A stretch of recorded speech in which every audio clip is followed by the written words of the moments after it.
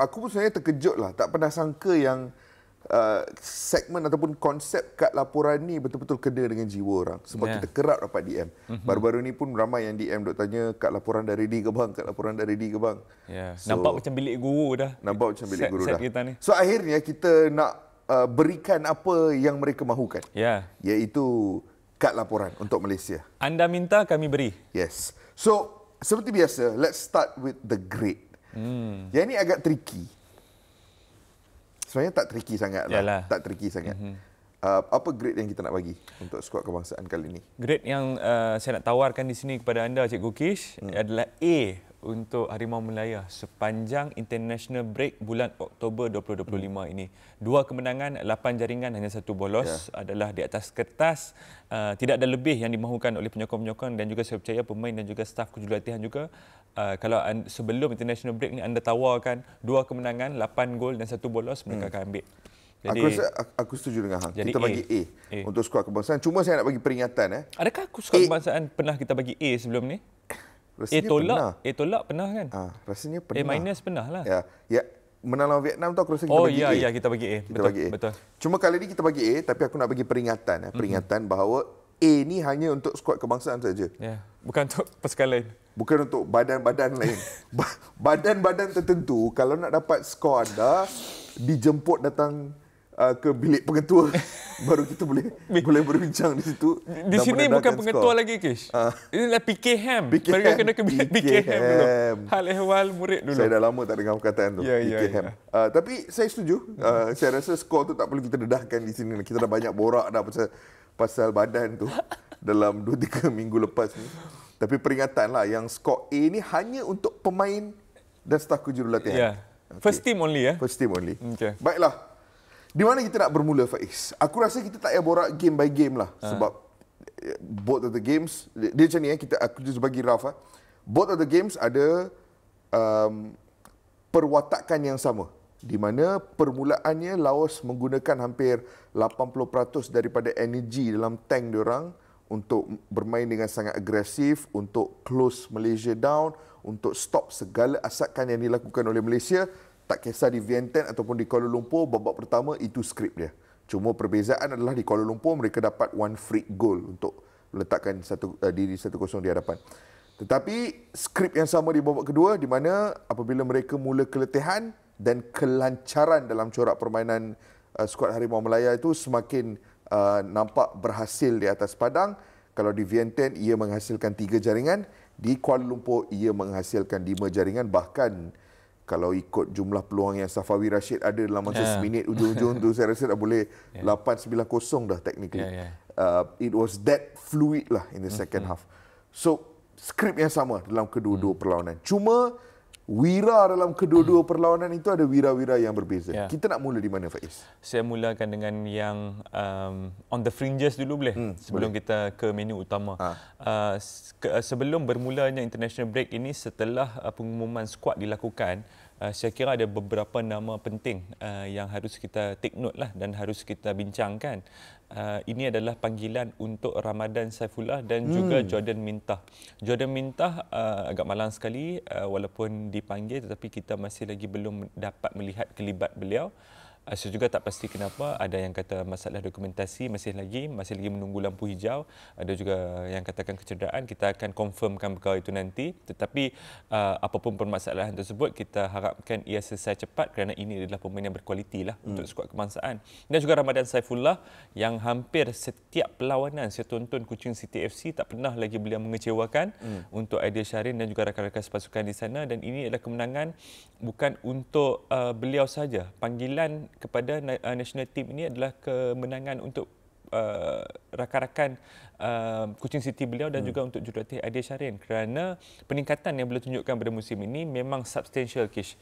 Memang tak ada siapa pun yang mempermasalahkan pemanggilan beliau kerana semua orang tahu beliau layak untuk main.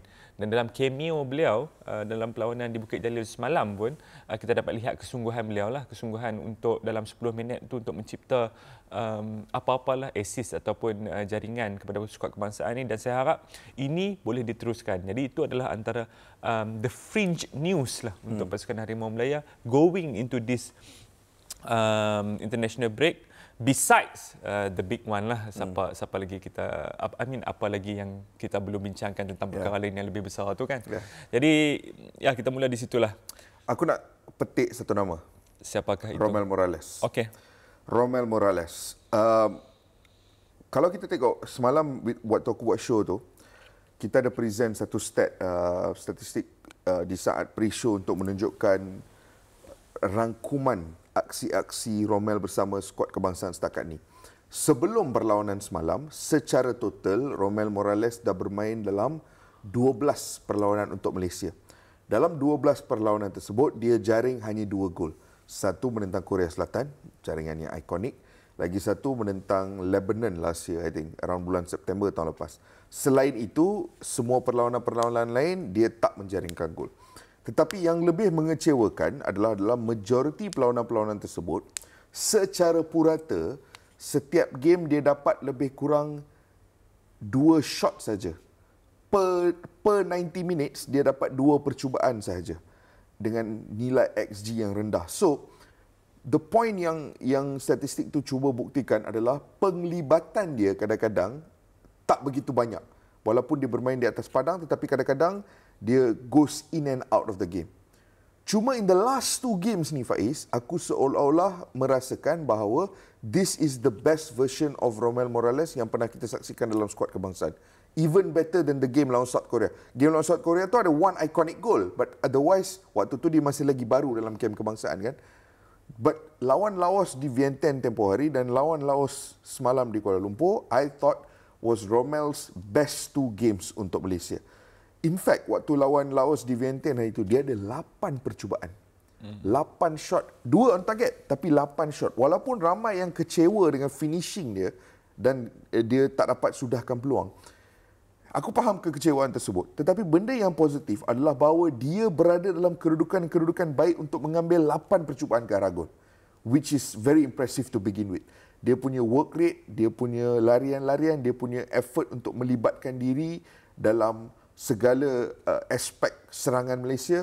Dan akhirnya semalam bila dia berjaya mendapatkan jaringan pertama tu, dengan celebration dia sahaja, hang boleh tengok the relief in his face. Sebab dia tahu yang sebagai pemain yang diberikan status bintang ni, dia ada tekanan di atas bahu dia. Sebagai penyerang utama ni, ada tekanan yang special di atas bahu. Dan tekanan itu akan semakin meningkat naik dengan jumlah perlawanan yang lebih banyak tanpa dia menjaringkan gol. Dan akhirnya selepas hampir 1 tahun, more than 1 tahun, selepas kali terakhir dia meledak menentang Lebanon tahun lepas, dia mendapatkan jaringan tempoh hari. Statistik tersebut ada caveat dia yang besar, iaitu Romel Morales melakukan aksi sebegini melawan apa yang kita sebut sebagai the third ataupun the fourth tier team in Asia lah, iaitu Laos kan. Kita harapkan ketika ataupun selepas ini, ketika menentang pasukan daripada first ataupun second tiers of ASEAN nation ni, dia boleh memperagakan aksi yang sama lah kualiti dia tentang pasukan-pasukan ini nanti. Baiklah, itu untuk Romel Morales. Saya kira selepas melihat perlawanan semalam secara langsung di stadium, saya dapat pastikan lebih-lebih lagi selepas penggantungan 7 pemain itu daripada skuad kita, di mana kita almost certain yang sekarang ini skuad semalam tu adalah antara yang terbaik yang kita boleh panggil daripada untuk pasukan Malaysia Harimau Melaya ini. Dan saya kira 5 pemain yang boleh dianggap sebagai core bukan sahaja untuk memasuki tahun 2026, bahkan mungkin kalau kita layak ke Saudi 2027, mereka inilah yang akan menjadi core. Ada 5 pemain yang saya gariskan di sini. Yang pertama adalah Shihan Azmi. Selepas itu tampil di sini adalah Dion Kuz, Noah Liner, Faisal Halim dan juga Arif Aiman. Jadi kelima-lima pemain ni bukan saya nak katakan mereka adalah favourite Peter Klamovski. Mereka juga adalah favourite saya, dan kalau saya ni berada di tempat Peter Klamovski pun, memang 5 ni akan menjadi asas pasukan kebangsaan untuk 1 ataupun 2 tahun ke depan, berdepan dengan beberapa kempen-kempen yang agak getir ni lah, termasuklah kelayakan ke Piala Asia ini. Tetapi kelima-lima pemain ini perlawanan demi perlawanan, mereka menunjukkan bahawa mereka adalah tiang yang sebenar di dalam Harimau Melaya ini. Dan pemain-pemain lain boleh mengisi kekosongan yang ada untuk menyokong tiang ini, mengukuhkan mereka supaya setiap kali berdepan dengan pasukan lawan, kelima-lima ni akan step up untuk memberikan yang terbaik dan lead pemain-pemain lain untuk mencapai kemenangan. Jadi dalam perlawanan, terutamanya perlawanan semalam, ataupun perlawanan, saya sebut semalam ni sebab kita rekod ni hari Rabu lah. Perlawanan main hari Selasa. Dalam perlawanan Selasa di Bukit Jalil menentang Laos itu, selepas ketinggalan 0-1, selepas satu jaringan yang agak menarik juga daripada pasukan Laos. By the way, itu adalah jaringan pertama yang dibolosi oleh Malaysia sepanjang kelayakan ini. Selepas gol itu bolos, saya rasa yang kelima-lima pemain inilah yang drag ataupun yang carry pemain-pemain lain, as if to say, okay, dah, jangan bagi mereka ruang dah, sekarang ini ruang untuk kita pula mencari jaringan dan menambah jaringan dan cuba untuk mendapatkan sebanyak mungkin jaringan yang kita boleh dapatkan di perlawanan ini. Jadi saya sangat-sangat happy untuk kelima-lima pemain ini, dan boleh saya katakan oleh kerana 5 pemain ini dan juga prestasi yang mereka tunjukkan dalam 7 hari kebelakangan ini yang membuatkan mereka, yang kita boleh bagi grade A ni kepada Harimau Melaya, Kish. In fact, aku rasa also a lot of credit harus pergi kepada barisan 3 di bahagian belakang tu. Okey. Harith Haikal, Syarul Saad dan juga yang ni di Bukit Jalil lah. Dan juga Ubaidullah. Even di Vientiane juga 3 pemain itu kan di bahagian belakang. Harith Haikal tak dimulakan dengan, bukan Harith Haikal ke yang start? Aku rasa sama. Dia back 3 yang sama. Ya. Okay, dan okay. Yang paling aku rasa very impressive and deserves a lot of credit, Ubaidullah. Okay. Kerana Harith Haikal dan Syarul Saad dah beberapa kali dah bermain dengan kerap untuk skuad kebangsaan. Ubaidullah, ini musim yang sedikit rumit untuk dia kerana di peringkat kelab dia banyak main left back, kadang-kadang dia banyak duduk di bangku simpanan. So untuk dia call up ke national team and immediately jadi starting centre back tu, there's a lot of expectation kerana dalam perlawanan-perlawanan sebelum ini itu adalah posisi yang digalas oleh Johnny Razabal ataupun beberapa pemain yang lain juga bermain di situ. So kali ini dia masuk, dan aku setuju dengan Hang walaupun ada caveat yang bahawa opposition kita hanya setakat Laos, yang mana tak banyak memberi cabaran-cabaran dari sudut pandangan menyerang, tetapi penglibatan Ubaidullah dalam fasa build up was very impressive. Dia sangat comfortable dengan bola di kaki dia.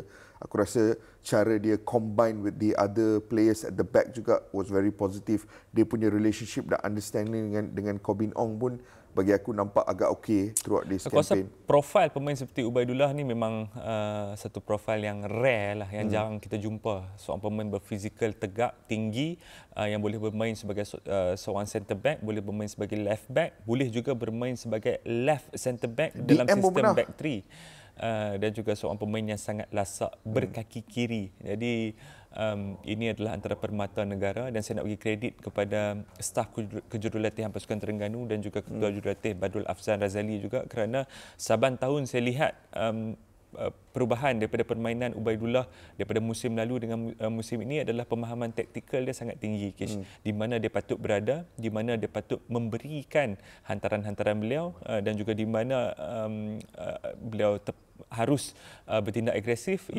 itu cepat difahami oleh beliau, dan saya rasa itulah antara sebab kenapa 2 perlawanan ini Peter Klamovski memberikan beliau peluang sebagai starting 11 lah untuk pasukan Harimau Melaya. Kata-kata terakhir, Faiz, sebelum kita wrap up, kita tak boleh lari daripada membincangkan Faizal Halim. Because what a story. Untuk kita kadang-kadang sebenarnya dah hilang perkataan, dah hilang kosa kata nak describe Faizal Halim ini. Walaupun Atras Melaya diam semalam, tetapi selepas Faizal Halim skor, bising balik. Mereka tetap siu juga. Tetap siu.